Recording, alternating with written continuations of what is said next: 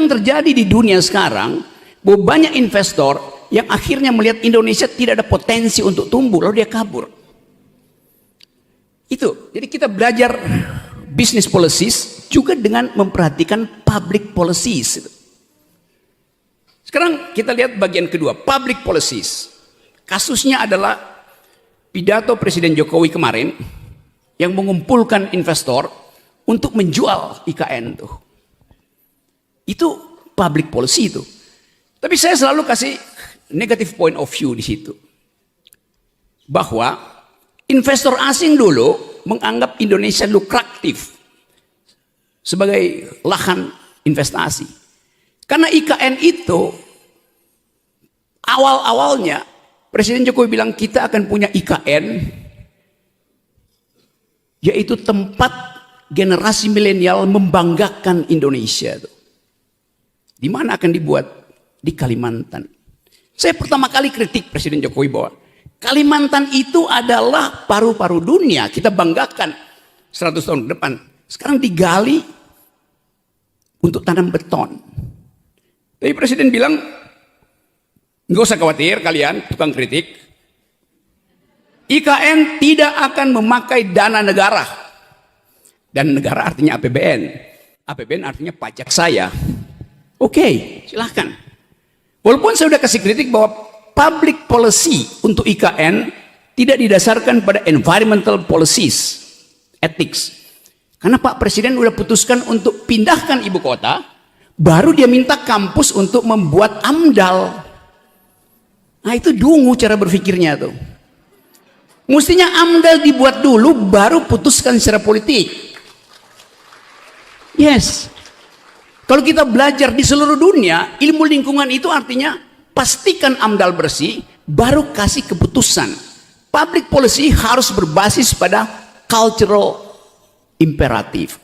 Cultural imperatif mengatakan bahwa nggak bisa pembangunan itu dibuat gali-gali fondasi itu sambil mengusir hak cacing untuk bersarang di bumi Kalimantan, sambil menghalangi burung untuk kembali bercumbu di pohon-pohon di Kalimantan.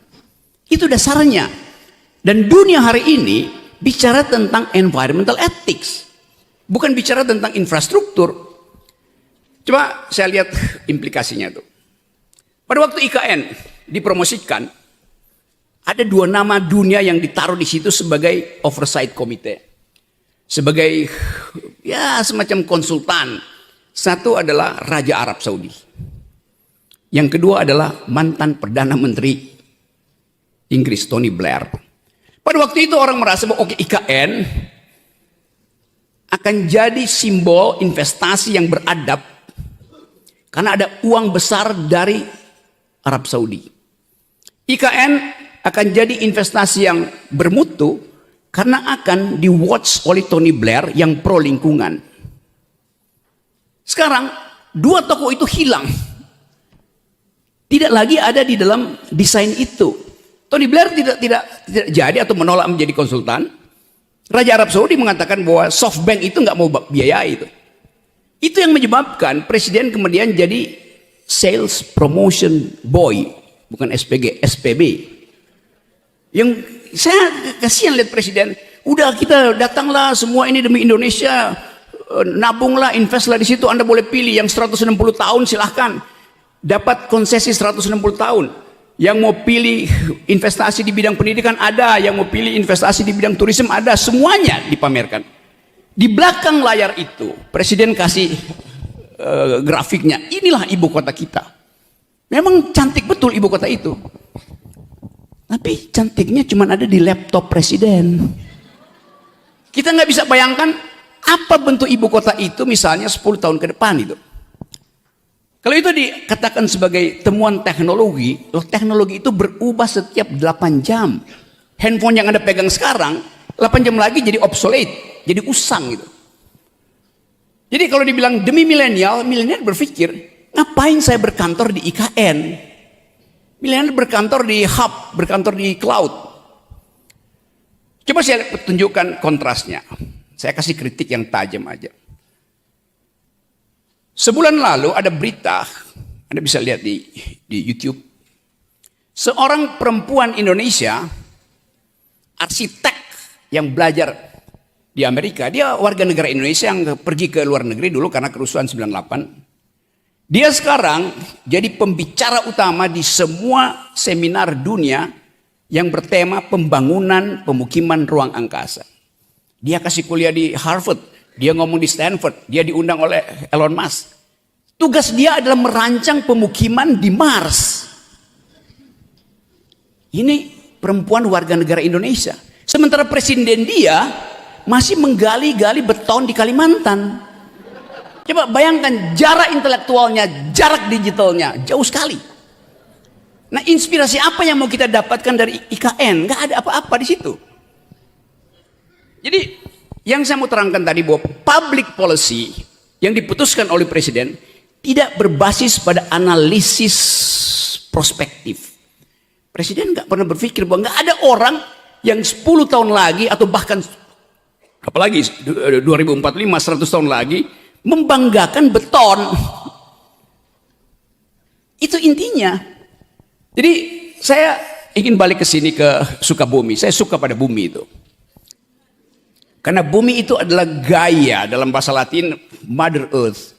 Kita diasuh oleh bumi, dan kita semua kalau kita pergi pada seminar internasional, orang nggak tanya, do you speak tadi financial market, do you speak ibu kota baru? Orang tanya, do you speak environmental ethics? Anda paham nggak grammar etika lingkungan sekarang? Dalam kecemasan itu kita berpikir tentang masa depan. Kita nggak berpikir tentang Indonesia yang penuh dengan beton. Kita berpikir tentang Indonesia yang suhunya tidak jadi naik 2 derajat sesuai dengan kesepakatan dunia. Kita ingin Indonesia yang berkicau oleh burung, bukan oleh balapan. Anda dengar kemarin, ini berita-berita recent, berita-berita terakhir. Presiden Jokowi bilang bahwa Ketua MPR Bambang Susatyo, mungkin karena dia pebisnis, akan bikin sirkuit di IKN. Ngapain ada sirkuit di IKN? Itu akan membuat bising kota itu, dan burung-burung nggak bisa lagi bercengkrama. Burung itu nggak bisa pacaran karena bising suara motor. Padahal hak burung untuk bereproduksi dan berkreasi di pohon-pohon ibu kota itu.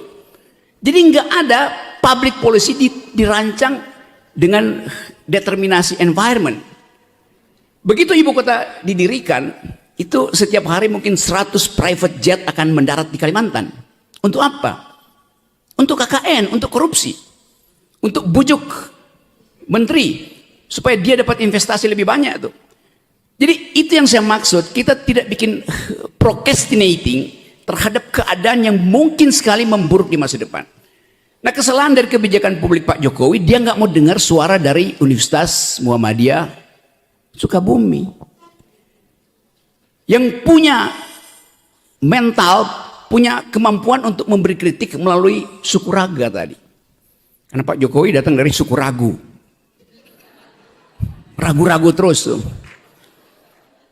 Saya kasih kritik ini bukan kritik terhadap Presiden Jokowi sebagai orang, tapi sebagai pejabat negara. Saya nggak pernah menghina Presiden Jokowi sebagai presiden. Yang saya hina adalah cara kebijakan dibuat. Karena public policy tidak didasarkan pada cultural policies, pada social policies. Kan itu intinya kan? Nah, karena itu seringkali saya katakan, saya menghormati Pak Presiden sebagai kepala keluarga. Dia baik sebagai kepala keluarga, tapi buruk sebagai kepala negara. Saya ucapkan begitu. Anak Pak Presiden datang ke tempat saya, dan saya ucapkan hal yang sama. Jadi buzzer-buzzer itu nggak bisa pisahin antara kedudukan presiden dan fungsi dia secara publik berbeda dengan kedudukan privatnya. Karena itu soal KUHP misalnya, nggak boleh ada kritik pada presiden. Bagaimana nggak boleh ada kritik pada presiden? Nggak boleh menghina presiden. Nggak mungkin kita menghina presiden. Presiden itu barang, lembaga, struktur hukum. Yang boleh terhina adalah manusia konkret yang batinnya tergores. Jadi kita nggak boleh menghina Pak Jokowi sebagai kepala keluarga. Tapi sebagai kepala negara dia boleh dihina, karena dia nggak mungkin terhina, karena dia nggak ada perasaan. Presiden nggak boleh punya perasaan. Jokowi sebagai manusia boleh punya perasaan. Itu yang mesti kita bedakan secara jernih. Boleh nggak presiden marah kalau dikritik? Nggak boleh. Tetapi KUHP kita itu datang dari tradisi 3 abad lalu bahwa the king can do no wrong itu. Raja nggak boleh salah. Iya, kalau raja, kita ini republik bukan kerajaan. Kenapa raja itu tidak boleh dihina? Karena tubuh publik raja menyatu dengan tubuh privatnya. Itu di sistem kerajaan. Di kita dibedakan, tubuh publik presiden lain dengan tubuh privatnya. Itu yang namanya prinsip pertama dalam demokrasi itu. Kita bedakan antara tubuh publik seseorang dan tubuh privatnya. Tapi kita di sini karena feodalisme tadi betul diterangkan, feodalisme itu membuat kita menganggap bahwa kritik itu menjadi tidak sopan kalau diucapkan pada pejabat gitu. Kalau begitu, ucapkan kritik dengan cara sopan santun. Cara paling sopan untuk memberi kritik adalah tidak memberi kritik. Itu paling sopan kan? That's the logic itu. Jadi kita biasakan kita mengkritik. Saya mengkritik Pak Kapolsek sebagai pejabat keamanan, pemberi ketertiban di wilayah itu. Saya tidak kritik beliau sebagai persona tuh. Demikian juga Pak Dandim segala macam. Saya mengkritik kebijakan. Kalau tadi dikatakan bahwa ASN nggak boleh berpolitik, itu agak aneh. Karena ASN itu statusnya cuma 8 jam. Setelah dia masuk kantor, dia pulang ke rumah, dia diskusi dengan ibu dan anaknya, dengan istri dan anaknya tentang kebijakan negara yang membuat dompet istrinya tidak bisa lagi memberi uang jajan bagi anaknya lagi di PAUD. Maka dia kritik kebijakan pemerintah. ASN itu adanya di kantor bukan di rumah. Karena itu ASN dia boleh memilih. Karena dia bisa bikin evaluasi. Tapi pejabat polisi dia 24 jam ada di publik. Karena itu dia nggak boleh mempengaruhi opini publik. Demikian juga TNI. TNI itu ada prinsip army readiness. Kesiagaan tentara itu 24 jam. Karena ancaman 24 jam. Jadi itu beda status publik dari Pak Polisi, Pak TNI dengan ASN. Nah, hal-hal ini mestinya dibahas di dalam satu mata kuliah yang disebut public ethics, etika publik di dalam wilayah public policy itu. Jadi teman-teman semua, saya terangkan ini secara akademis hanya untuk meminta perhatian bahwa kita sedang berupaya untuk menumbuhkan kembali Indonesia. Sekarang saya masuk pada poin yang berkaitan dengan teman saudara-saudara yang adalah mahasiswa. Kalau saya bertanya misalnya, siapa yang mahasiswa S1 Fakultas Administrasi di sini?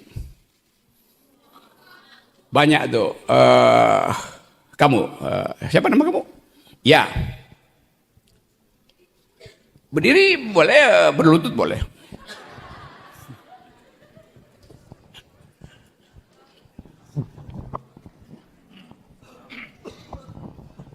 Assalamualaikum warahmatullahi wabarakatuh. Sebelumnya perkenalkan, nama saya Utami Kaulan Sakila dari program studi administrasi bisnis. Oke.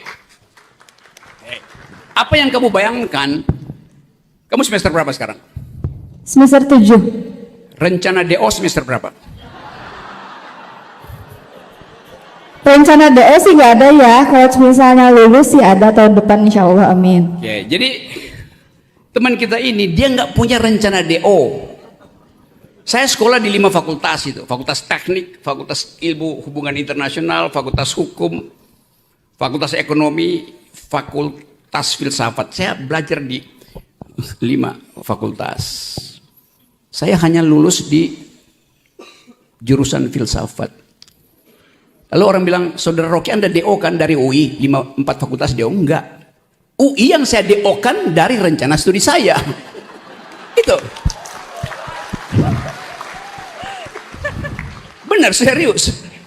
Karena saya belajar ilmu fisika 2 semester, saya sudah tahu prinsip-prinsip fisika. Saya belajar matematik, saya bilang saya bisa belajar sendiri. Saya punya 2 dalil, saya bisa bikin algoritma, reasoning, derivatif segala macam. Saya belajar ilmu ekonomi, ya 3 semester saya tahu bisa tuh saya belajar sendiri. Saya belajar politik internasional, saya lihat dosen-dosen itu ngajarin saya politik internasional sama dengan Herald Tribune yang saya baca tuh, ngapain saya ikut kuliah itu kan. Jadi saya memutuskan untuk mendeokan UI. Lalu orang bingung kenapa begitu? Karena buat saya ijazah itu ada tanda orang pernah sekolah, bukan tanda orang pernah berpikir. Jadi kamu tadi oke, saya doakan supaya kamu nggak DO, oke. Amin, terima kasih. Tapi saya nggak bisa doakan kamu sukses di dalam bisnis, di dalam pekerjaan nanti. Karena bayangan kita setelah kamu lulus adalah sebagai berikut. Saya terangkan, silakan duduk. Terima kasih. Coba bayangkan, dia akan lulus kira-kira 1,5 tahun lagi itu. Apa yang akan dia temukan 1,5 tahun dari sekarang? Satu adalah kekacauan dalam negeri, yaitu pemilu. Udah pasti.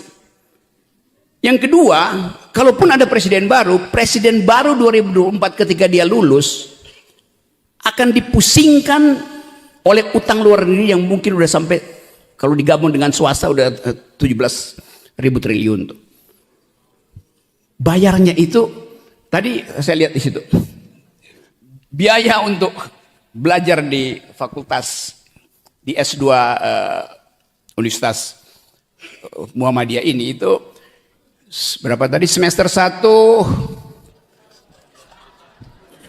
14 juta, semester 2 sampai 4 5 juta. Jadi 2 3 4 15 juta juga, 30 juta untuk jadi sarjana tuh. 30 juta. Sedikit sekali itu. 30 juta itu kalau dikurs dalam dolar $2.000 cuman. Karena dolar sekarang udah 16.000. Ntar lagi naik 17.000 tuh. Sedikit sekali. Sementara data yang diterangkan oleh Sri Mulyani, ini Sri Mulyani yang bilang, setiap bayi yang lahir hari ini dia akan dibebani hutang luar negeri 30 sampai 40 juta. Jadi Anda bayangkan, begitu Anda lulus, Anda mesti bayar 40 juta pada negeri. Anda udah defisit 10 juta. Saya nggak nakut-nakutin. Lalu kita berpikir, bisnis apa yang akan berada di 2024? Startup di seluruh dunia itu downgrade. Di seluruh dunia perusahaan startup itu berhenti itu. Karena ada kesulitan ekonomi. Kalau kita lihat misalnya, mungkin 2 hari ini Bank Indonesia terpaksa ikuti logika dari Federal Reserve. Dari Bank Amerika, dari Central Bank Amerika, itu naikkan suku bunga. Amerika masih akan naikkan suku bunga karena inflasi di Amerika belum terkendali. Jadi dolar akan dipanggil pulang oleh Joe Biden. Dolar akan balik, akan mudik ke Amerika. Indonesia terpaksa mesti lakukan hal yang sama. Itu naikkan suku bunga. Konsekuensinya apa tuh? Sektor real mati. Karena duit nggak beredar, likuiditas tidak ada tuh. Artinya UMKM nggak akan dapat modal kalau dia mau pinjam, suku bunganya tinggi, sementara pembelinya nggak ada tuh. Jadi kesulitan itu akan sampai juga ke Sukabumi. Kesulitan di Amerika karena hubungan financial market akan berimbas ke kita. Dan itu artinya ada kesulitan besar yang bahkan diakui sendiri oleh Pak Jokowi, bahwa Indonesia akan ada dalam kegelapan itu. Jadi kita justru, tadi Pak Wali bilang Indonesia baik-baik aja, saya senyum. Karena nggak baik-baik aja, di depan kita ada badai. Sementara tukar tambah politik belum terjadi. Jadi sebetulnya saya mau terangkan ini bukan saya nggak mungkin bilang kalian optimis aja, enggak. Kalian pesimis. Supaya ada persiapan mental. Tapi ada orang yang optimis tapi irasional. Saya pesimis tapi rasional tuh. Anda bikin kalkulasi tuh. Nah, fungsi-fungsi itu ada di dalam parameter perkuliahan. Kita mau ukur Indonesia ini ke depan bakal sukses apa enggak? Ya kalau dengar ucapan Pak Jokowi pas Indonesia bakal sukses. Tapi kita membayangkan bahwa kecemasan Pak Jokowi terlihat dari beberapa kali dia meminta supaya rakyat bersiap-siap untuk menghadapi badai, meminta supaya IKN dilanjutkan, meminta supaya jalan tol diteruskan segala macam. Tetapi investasi nggak akan masuk karena dolarnya dipanggil pulang itu. Dan harga uang itu akan tinggi sekali bunganya. Jadi teman tadi itu bukan saya takut-takuti ya, saya terangkan deskripsi dari keadaan ekonomi. Apakah dunia mengalami hal yang sama, tapi hanya soal kebijakan publiknya yang bisa dia atur sedikit-sedikit tuh. Di kita impact itu bukan sekedar ekonomi, tapi persahabatan sosial yang retak, intoleransi yang ada di mana-mana tuh. Anies Baswedan baru turun dari DKI, diganti oleh orang yang diinginkan oleh presiden. Publik Jakarta bertanya, apa yang akan dilakukan oleh gubernur dalam keadaan dia tidak punya legitimasi? Kan sebentar lagi Pak Polisi dan Pak Dandim akan dapat demo besar-besaran dari masyarakat buruh, intelektual, yang menganggap bahwa penunjukan pemimpin di daerah yang ada 370 pemimpin daerah itu tidak demokratis karena ditunjuk oleh presiden melalui Menteri Dalam Negeri. Boleh nggak ditunjuk? Boleh. Kalau darurat, boleh nggak darurat sampai 2,5 tahun? Nggak ada darurat 2,5 tahun. Jadi setengah dari tahun pemilu, pemimpin-pemimpin kita itu ditunjuk oleh presiden, tidak dipilih oleh rakyat. Itu yang kita sebut sebagai tidak demokratis. Jadi bagaimana kita minta pertanggungjawaban dari pemimpin yang tidak kita pilih? Itu soalnya tuh. Nah, kemasukakalan ini yang ingin saya terangkan sebagai metode berpikir di kampus. Kalau saya balik pada IKN misalnya, Pak Jokowi masih akan memaksakan itu karena cuman itu legasi beliau yang bisa beliau pamerkan. Setelah dia lengser ada saya bangun IKN. Tapi saya mesti terangkan dari awal itu bakal berantakan karena nggak ada yang masuk akal di dalam uraian itu. Tentu kita bangga ada IKN, tapi batas dari ambisi adalah APBN. Batas dari ambisi politik adalah APBN itu. Jadi public policy dibuat dengan ambisius, itu yang membuat berantakan Indonesia. Ambisi untuk bikin jalan tol, ya jalan tol diperpanjang tapi jalan pikiran jadi pendek. Kenapa jadi pendek?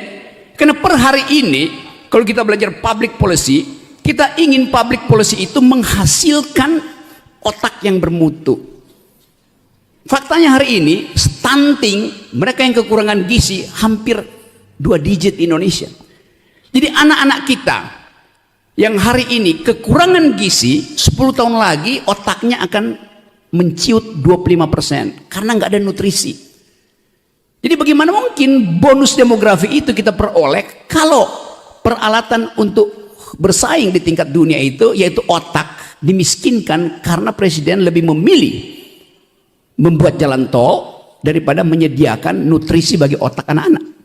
Itu trade off-nya begitu. Lain kalau APBN kita seperti daun kita cabut-cabut, oke, jalan tol bisa dibikin, sekolah diperbaiki, mutu diperbaiki, setiap pagi anak-anak kita kasih susu, protein, segala macam, daging, nggak ada soal. Tapi APBN kita terbatas.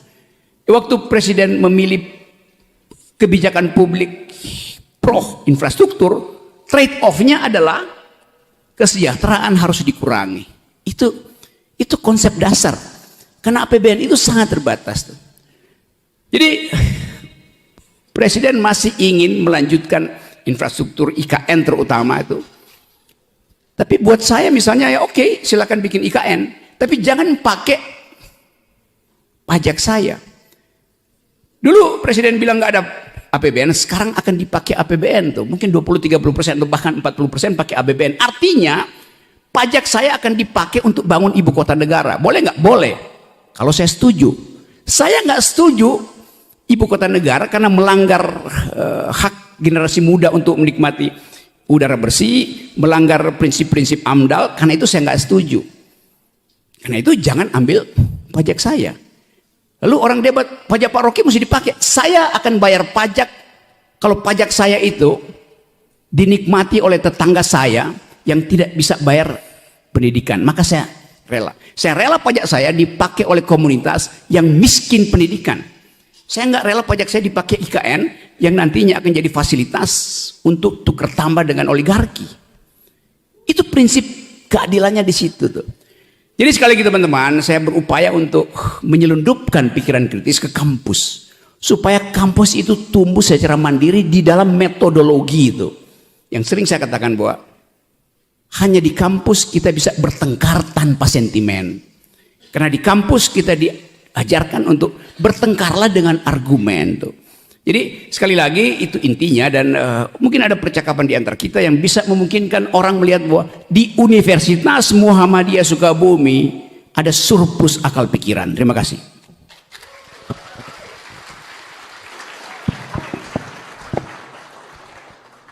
Luar biasa. Saya tahu teman-teman ini dengan 20 menit hasrat intelektualnya tidak akan terpuaskan oleh speechnya Bung Rocky. Saya kasih termin pertama 3 penanya, 2 orang perempuan, 1 orang laki-laki. Yang belakang itu 1, yang tengah ya itu 1, yang perempuan berdiri yang perempuan. Adakah yang perempuan? Ya silahkan, mulai berjajar, silahkan. Itu Dani ya, Dani. 1 lagi itu siapa tadi yang belakang? Ya silahkan. Ya, yang itu tuh yang sebelah kanan. Mangga, sok. Ya maju, silahkan maju.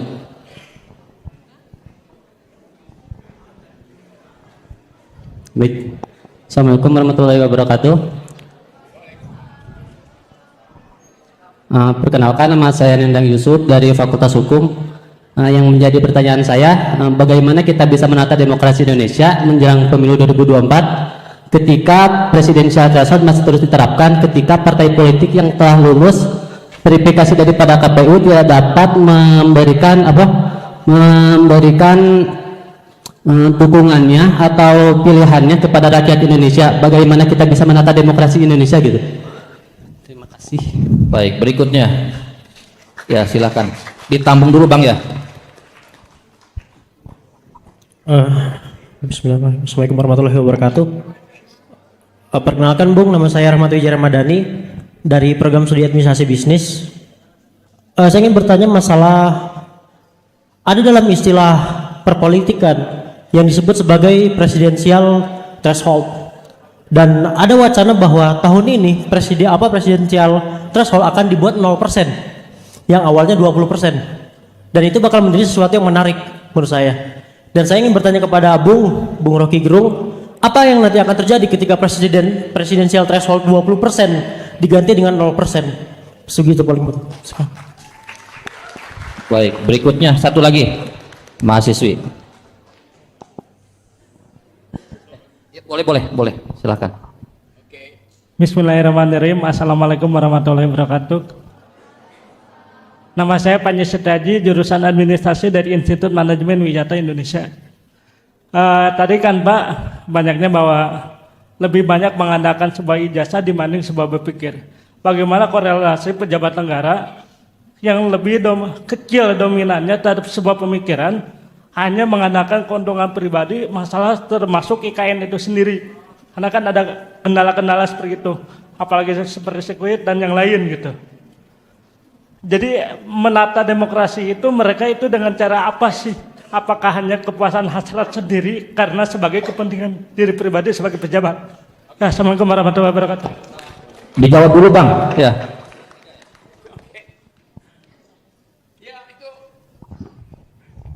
Itu semua soal kecemasan. Kalau saya baca psikologi di belakang pertanyaan itu adalah kecemasan memandang masa depan. Atau dengan kata ini pemilu jadi apa enggak sih? Kira-kira itu pikirannya kan. Dan orang sekarang menganggap bahwa kenapa ada keraguan pemilu akan berlangsung? Karena nggak ada calon presiden. Sekarang siapa calon presidennya? Nggak ada. Anies berapa persen? Anies bahkan belum punya wakil presiden. Nggak mungkin konstitusi mengiyakan Anies kalau dia nggak punya wakil presiden. Prabowo sama aja. Prabowo harus cari koalisi. Siapa? Puan Marani. Puan Marani dapat 20%. Tapi elektabilitasnya rendah sekali itu. Jadi euforia politik tumbuh, tetapi distopia juga jalan tuh. Nggak ada. Jadi kalau siapa calon presiden Anda? Anies, Ganjar, ya dari mana Anda tahu mereka calon presiden? Dari mana? Dari lembaga survei. Dari mana lembaga survei tahu bahwa orang-orang ini akan jadi presiden? Dia nggak bisa jelasin. Survei publik itu harus transparan, dananya dari mana? Kan itu. Di Amerika, Biden itu di backup oleh lembaga survei bilang kami memang digaji oleh Partai Demokrat untuk mensurvei Joe Biden. Sebaliknya, Fox misalnya, kami digaji oleh Partai Republik untuk mensurvei Donald Trump. Jadi lembaga survei itu mempertanggungjawabkan dana risetnya itu pada publik. Di kita, semua lembaga survei tidak satupun yang mengaku. Lalu dia bilang itu dana pribadi. Mana ada orang mau kasih dana pribadi untuk hal, satu kali survei itu 4 miliar. 10 kali survei 40 miliar. Udah bangkrut lembaga surveinya. Kan itu logikanya kan. Jadi kalau dikatakan ini, oh ya itu calon yang diajukan lembaga survei. Saya tahu Anda misalnya suka pada Anies, oke segala macam. Ya sama, Anies teman baik saya. Udah berapa kali dia ngomong sama saya tuh. Prabowo teman baik saya, ngomong berkali-kali juga. SBY teman diskusi saya, setiap bulan Pak SBY undang saya untuk diskusi tuh. Tapi saya tidak mau kasih point of view yang euforia. Saya kasih point of view yang basisnya adalah prinsip demokrasi itu. Yaitu dalam sistem presidensial tidak boleh ada threshold. Karena pemilihan langsung. Bagaimana mungkin pemilihan langsung ada threshold? Boleh. Kapan? Dipilih dulu DPR-nya. Baru dipilih presiden. Itu boleh ada threshold. Tapi kan kita memilih kan sama. Jadi bagaimana mungkin saya milih ini presiden, nggak boleh saya pilih karena partainya tidak punya threshold.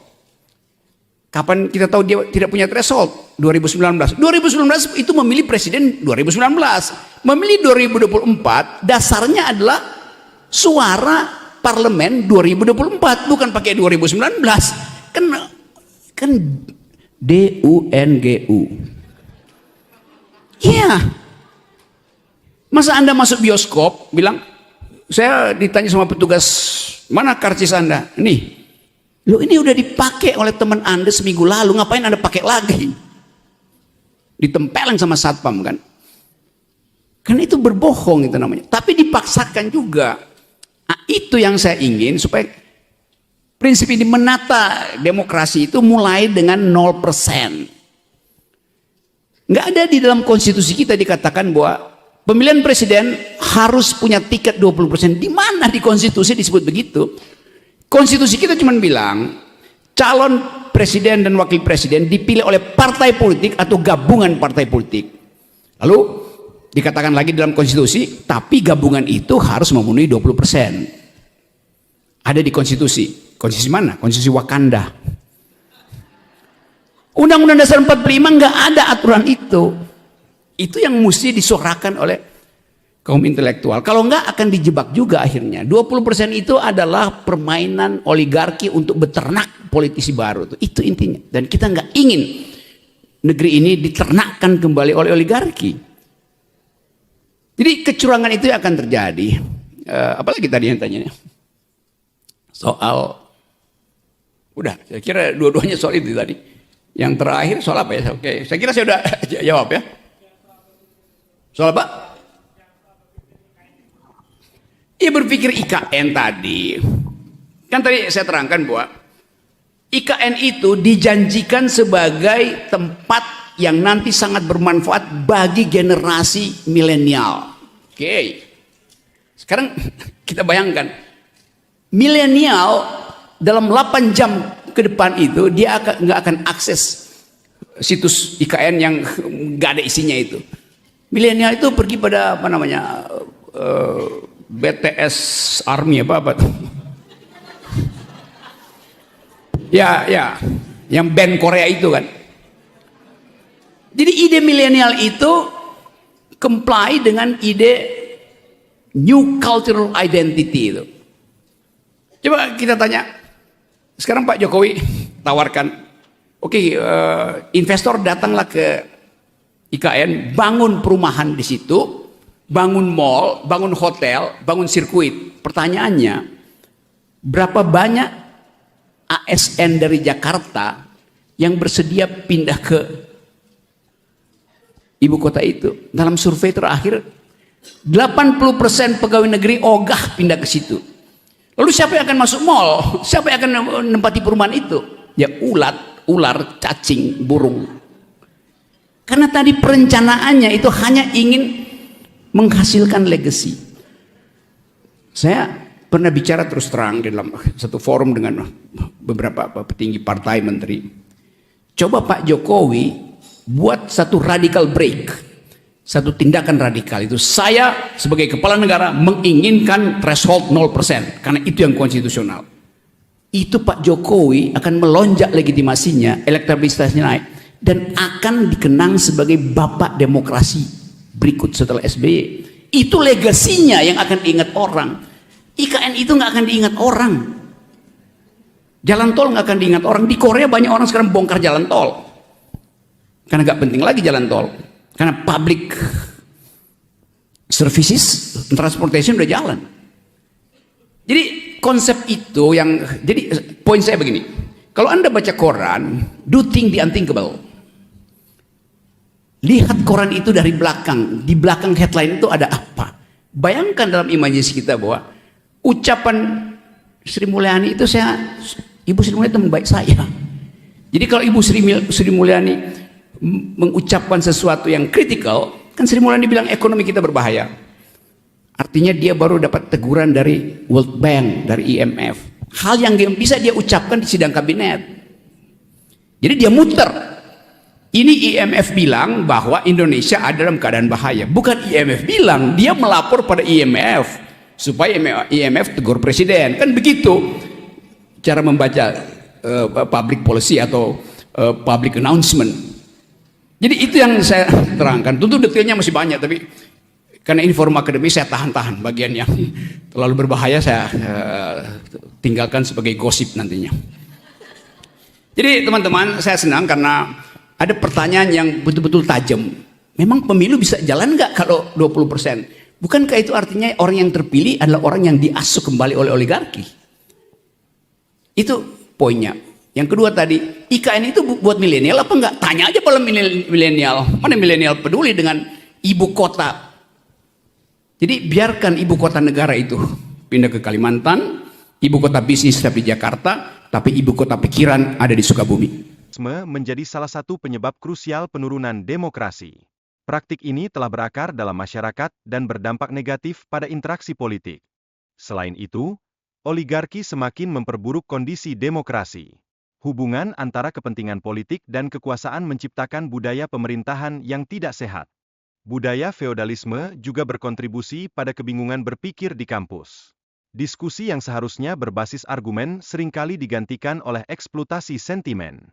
Dalam konteks ini, peran dialog antar kepentingan sangat penting untuk mengatasi kemandegan demokrasi. Dialog ini berpotensi menemukan solusi yang saling menguntungkan bagi semua pihak. Selanjutnya, kebijakan publik perlu mendukung pendidikan dan pengentasan kemiskinan. Ini merupakan bagian dari tanggung jawab konstitusi yang perlu dioptimalkan demi mencerdaskan kehidupan bangsa. Pendidikan berperan krusial dalam meningkatkan kecerdasan bangsa. Data menunjukkan bahwa Indonesia memiliki tingkat IQ yang lebih rendah dibandingkan negara lain di Asia, yang perlu menjadi perhatian. Perbedaan antara pemimpin yang dikenal secara fisik dan mereka yang memiliki pemikiran dalam sangatlah signifikan. Memahami kualitas seorang pemimpin menjadi penting dalam konteks ini. Dampak negatif dari spekulasi pasar saham terkait perusahaan teknologi seperti Goto mencerminkan masalah kepercayaan investor terhadap potensi pertumbuhan di Indonesia. Keterkaitan antara AMDAL, analisis mengenai dampak lingkungan, dan pengambilan keputusan pembangunan, terutama dalam konteks IKN, memperlihatkan perlunya kebijakan berbasis lingkungan. Investasi di IKN seharusnya mempertimbangkan dampak jangka panjang bagi masyarakat dan lingkungan. Hal ini penting demi memastikan keberlanjutan dan kualitas hidup di masa depan. Perbandingan antara teknologi dan pembangunan infrastruktur menunjukkan perlunya inovasi yang lebih relevan. Teknologi yang cepat berubah seringkali tidak diimbangi dengan kebijakan publik yang sesuai. Kritik terhadap kebijakan Presiden sangat penting untuk mendorong perubahan yang lebih baik.